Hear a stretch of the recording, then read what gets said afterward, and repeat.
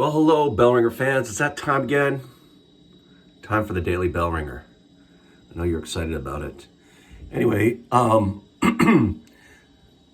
let's do this.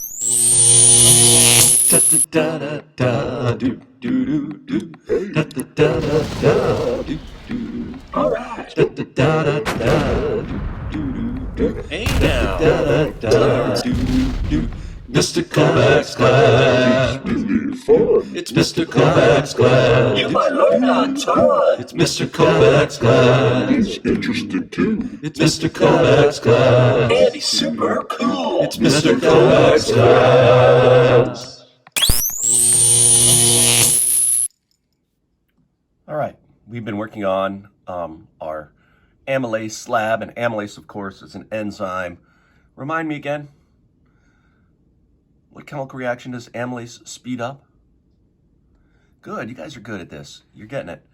And in the amylase lab, to test whether or not starch is present, we use iodine. And iodine, of course, if starch is positive, that means there's starch, you get this nice dark blue-black color. If it's negative, that means no starch, you get this amber, kind of amber brown color.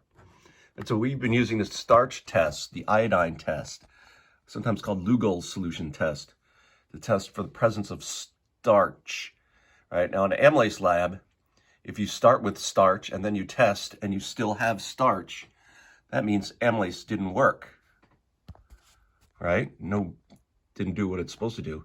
If you start with starch and then test and you get negative for starch, it means that amylase did what it was supposed to do. We're also using Benedict's test, right? Benedict's test, which you remember, is blue. Okay? And then when you put it into a hot water bath, it may or may not change color, right? Of course, Benedict's test is a test for, well, you tell me. Good, yeah, monosaccharides. And we test for monosaccharides. So if we put something starchy and we test it with Benedict's, we should expect it to have no change. But if we put the enzyme in with Benedict's and we give it enough time, we should start to see the change as the enzyme breaks the polysaccharides into monosaccharides. And the way the color change works is, as you go from green to yellow to red, move up the rainbow, that's more and more monosaccharides are present. So if you get a nice red, that means it's a lot of glucose molecules. All right, so we're going to finish up the lab.